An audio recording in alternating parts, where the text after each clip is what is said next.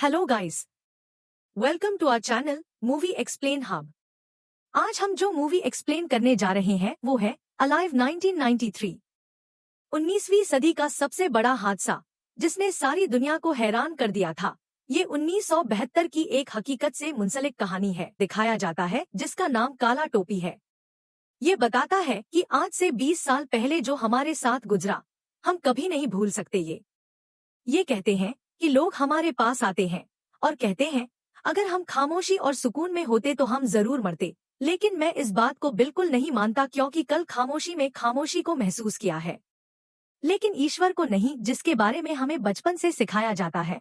वहाँ एक अलग ही ईश्वर है जिसके बारे में हमें कभी नहीं बताया जाता।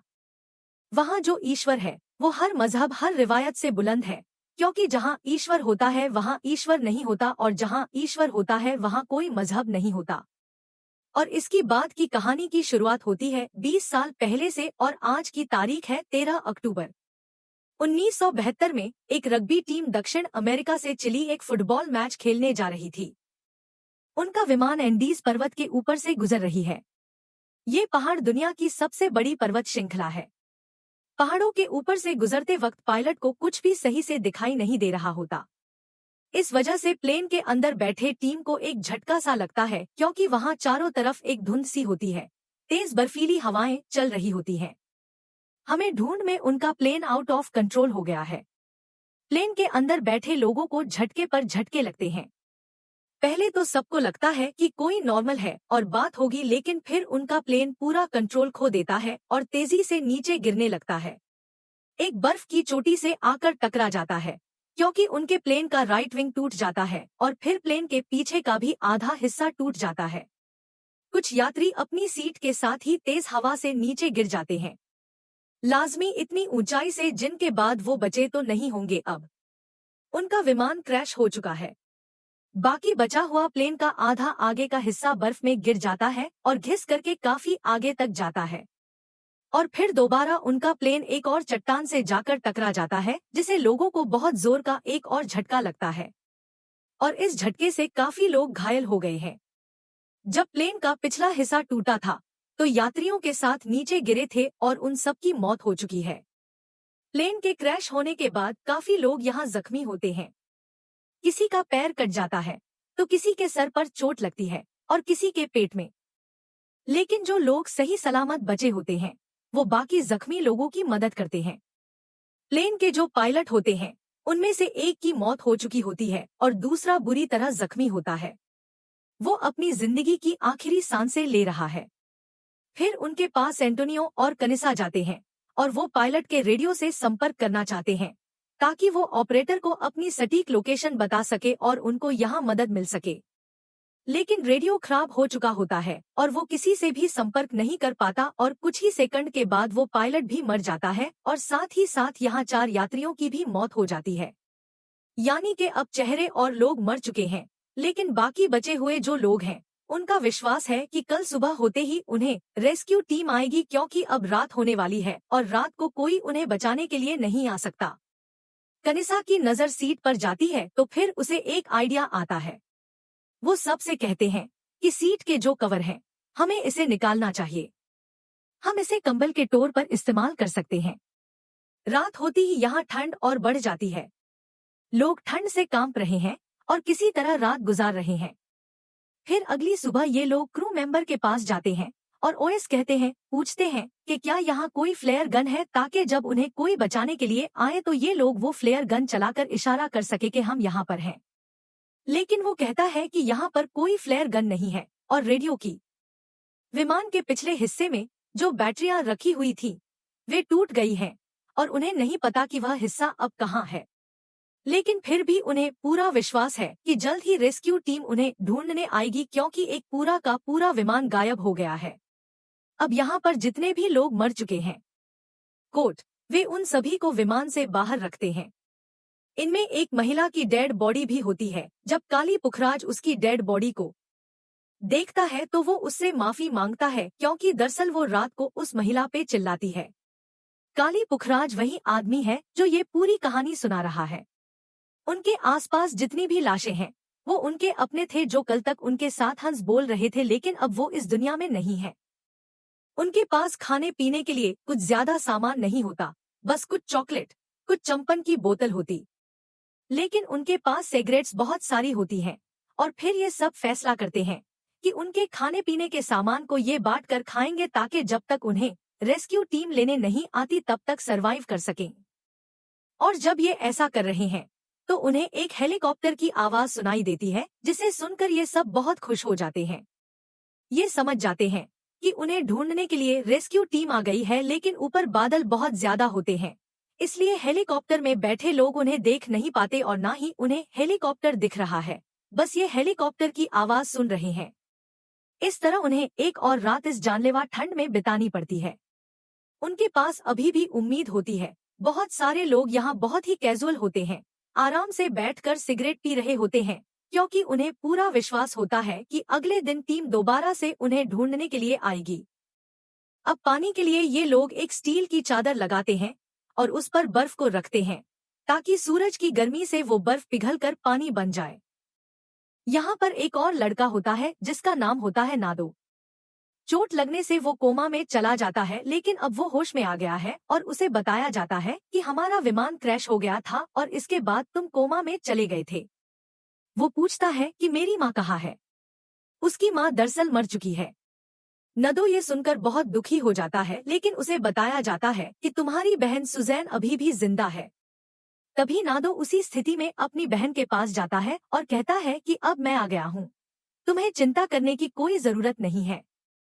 दरअसल सुजैन बुरी तरह जख्मी थी, उसे काफी ठंड भी लग रही थी और यहाँ पर जितने भी लोग हैं सभी लोग बहुत परेशान हैं, कुछ तो जख्मी भी है और यहाँ ठंड भी किसी से भी बर्दाश्त नहीं हो रही होती है। उनकी परेशानी ज्यादा देर के लिए नहीं रहती, क्योंकि उनको फिर से एक प्लेन की आवाज सुनाई देती है और ये प्लेन उनके बगल से ही उड़ रहा है। वे विमान को देखकर बहुत खुश हो जाते हैं और हाथ हिलाकर जोर जोर से चिल्लाकर बताते हैं कि हम सब यहाँ हैं। वह विमान उसके पीछे से उड़ान भरता है। हालांकि उन्हें इस बात पर भरोसा है, उसे लगता है कि विमान ने हमें देख लिया है और सुबह विमान यहाँ आएंगे और हम सभी को यहाँ से ले जाएंगे। अब उन्हें जो भी चॉकलेट मिलती है वे सभी खुशी खुशी खा लेते हैं। अगली सुबह ये सभी लोग बाहर बैठकर इंतजार करने लगे कि उन्हें लेने के लिए विमान आएंगे, लेकिन काफी देर बाद भी कोई उन्हें बचाने नहीं आया। धीरे धीरे फिर शाम हो जाती है और शाम होने के बाद एंटोनियो राशन बांटने आता है और जब डिब्बा खोलता है तो उसमें चॉकलेट नहीं होती। दरअसल ये सभी लोग चॉकलेट खा चुके हैं। जब एंटोनियो ऐसा कर रहा होता है तो मेरे सामने ही उन सभी के बीच बहस होने लगती है, लेकिन अब कुछ नहीं किया जा सकता क्योंकि वो खत्म हो चुकी है। अब अगर हम इस जगह से वापस लौटना चाहते हैं तो हमें इस विमान की सतह का वह हिस्सा ढूंढना होगा जो विमान से टूट गया है और बहुत ऊंची सतह पर गिरा है।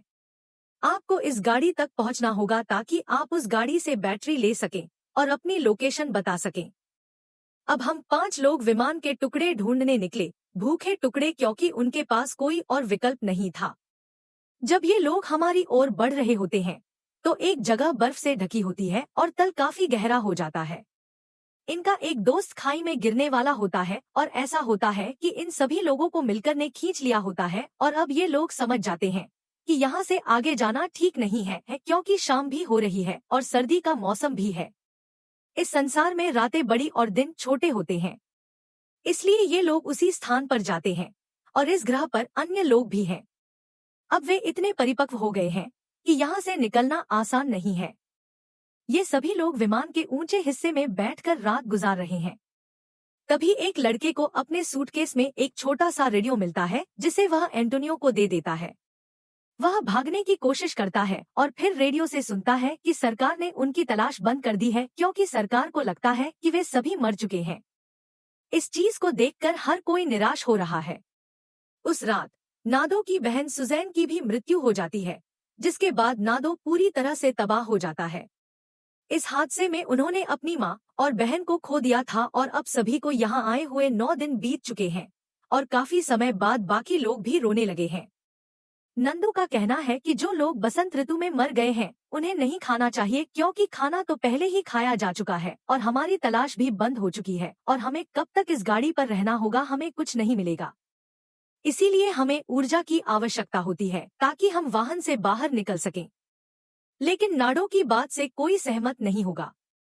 अगले दिन जब सब लोग एक साथ बैठे होते हैं तो कनासी कहती है कि यदि मैं तुम्हें मार डालूंगी तो तुम मेरा हिस्सा खा लोगे, तब तुम्हारा जीवन बर्बाद हो जाएगा, और यदि तुम ऐसा नहीं करोगे तो तुम मुझे भूत बनाकर सबको मार डालोगे। इस पर सभी हंसने लगे और एक एक कर सभी ने ये कहा। अगली सुबह वे सभी अपने विमान से बाहर आते हैं। वह पिछले 10 दिनों से भूखा है। साफ है कि अब भी उन्होंने एक एक करके कुछ करने की कोशिश नहीं की है। उनके अर्थात उन शवों के सामने ही मृत्यु होगी और भोजन होगा। लेकिन वह ऐसा नहीं करना चाहता। उनमें से एक का कहना है कि अगर हमने ऐसा किया तो हम इंसान नहीं रहेंगे। लेकिन तभी कनिसा आगे आती है और 1.5 शेर से मांस का एक टुकड़ा निकालकर खा लेती है। फिर यहाँ जो भी लॉग इन करता है, हर कोई ऐसा ही करता है। ऐसा करना ही पड़ता है, हालांकि ये उनकी जिंदगी का सबसे मुश्किल काम है। एक इंसान को दूसरे इंसान को खाना पड़ता है ताकि वो जिंदा रह सके, और ऐसा करने पर नाडोरॉयड को सबसे अधिक नुकसान होता है। लेकिन वह जानता है कि अगर ऐसा नहीं किया गया तो सभी मर जाएंगे। अब थोड़ा सा खाने के बाद उसे अपने शरीर में अधिक ऊर्जा महसूस होती है। फिर हमने फैसला किया कि हम फिर से विमान के पीछे जाएंगे, बैटरी को रिचार्ज करेंगे, रेडियो चालू करेंगे और संदेश भेजेंगे कि हम अभी भी जीवित हैं और मदद की जरूरत है। और फिर दिन भर सफर करने के बाद ये किशोर बैटरी लेने निकलते हैं। रात को एक जगह बैठकर सोने की कोशिश करते हैं, लेकिन बर्फ इतनी गिरती है कि बर्फ उनकी हालत खराब कर देती है। सुबह होने के बाद हम में से एक पूछता है, क्या हम अभी भी जीवित हैं?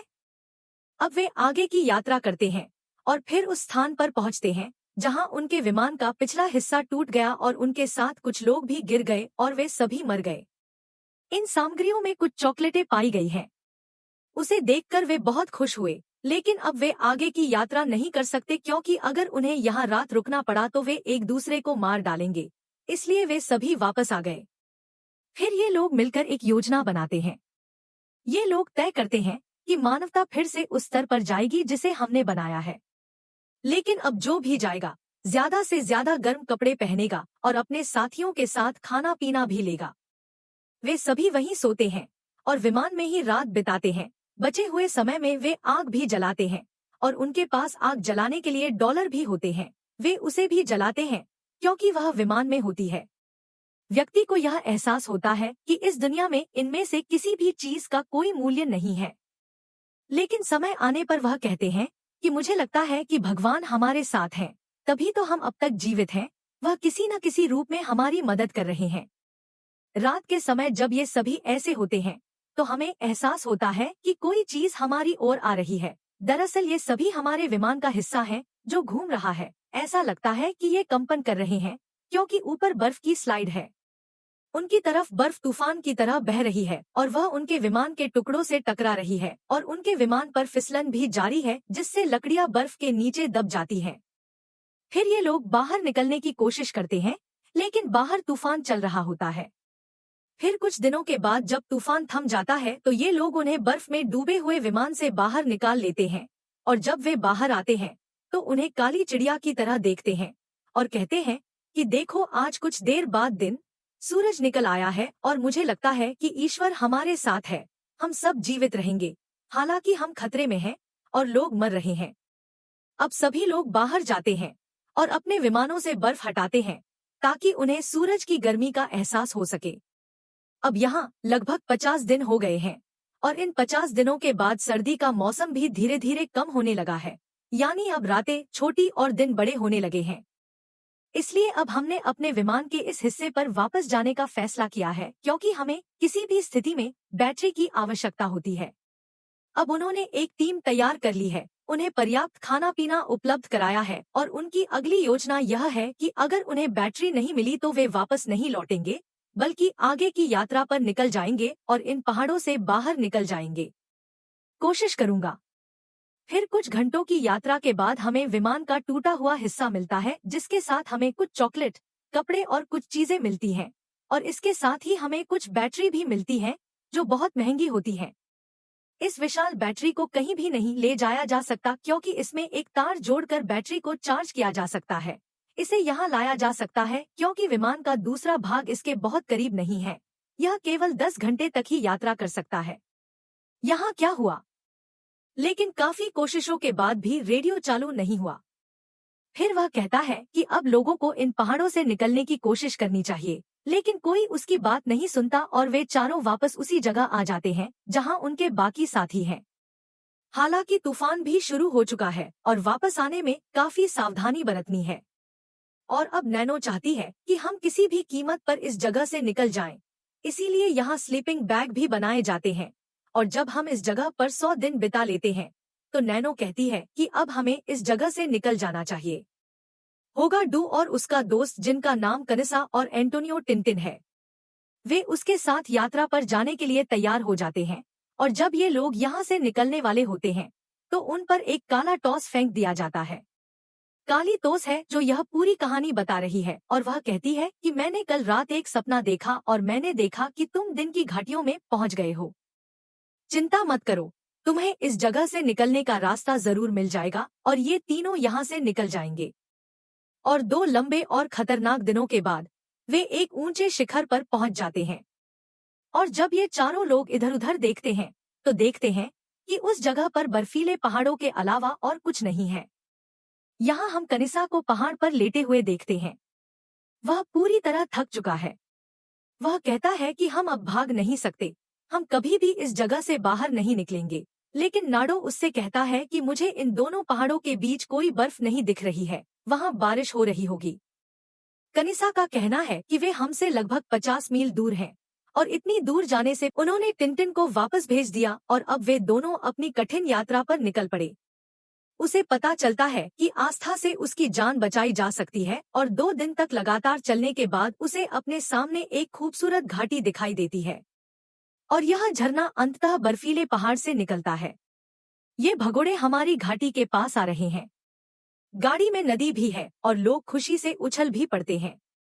दूसरा पक्ष सभी को दिखाता है कि वे सारी हिम्मत खो चुके हैं क्योंकि अब उनके पास खाने पीने के लिए कुछ भी नहीं बचा है। उनके हिस्से में कोई ताकत नहीं बची और जब वे सभी हार गए तो हेलीकॉप्टर की आवाज सुनाई दी। ये आवाजें तेजी से निकलती हैं और जब ये लोग बाहर आते हैं तो देखते हैं कि सेना के हेलीकॉप्टर उन्हें बचाने आ रहे हैं। हमारे अंदर नाडो और चर्च है। फिर ये सभी लोग खुशी से नाचने लगे। उसकी खुशी का ठिकाना नहीं रहा क्योंकि अब उसे एहसास हुआ कि सबकी जिंदगी खत्म हो गई है और अब कहानी वर्तमान में आ गई है जहां कल ये कहानी सुनी जा रही थी। ऐसा कहा जाता है कि हमारी टीम उस स्थान पर वापस गई और उस स्थान पर जितने शव बचे थे उन्हें दफना दिया। उनकी याद में उस जगह पर एक क्रॉस भी लगाया गया था और अंत में बताया गया है कि 1972 की इस सच्ची दुर्घटना में 29 लोगों की मौत हो गई थी और वास्तव में केवल 16 लोग ही जीवित बचे थे और इस घटना को आज तक कोई नहीं भूल पाया है। अगर नैनो में आगे बढ़ने की हिम्मत होती तो ये सभी बर्फ में दब गए होते। उन्होंने अपनी जान तो बचाई लेकिन वहां मौजूद सभी लोगों की जान भी बचाई। हालांकि इस हादसे में उनकी मां और बहन की मौत हो गई लेकिन उन्होंने अपनी कमजोरी को अपनी हिम्मत का कारण नहीं बनाया और आगे बढ़ते रहे। यह अलाइव की पूरी कहानी है जो 1993 में रिलीज हुई थी और IMDb पर इसकी रेटिंग 10 में से 7.1 है। हमें उम्मीद है कि आपको यह कहानी पसंद आएगी। फिल्म देखने के लिए धन्यवाद। गाइस, इस तरह की और अधिक मूवीज की एक्सप्लेनेशन के लिए हमारे चैनल को सब्सक्राइब करें, वीडियो को लाइक करें और प्लीज हौसला अफजाई के लिए चैनल को सब्सक्राइब कर दें।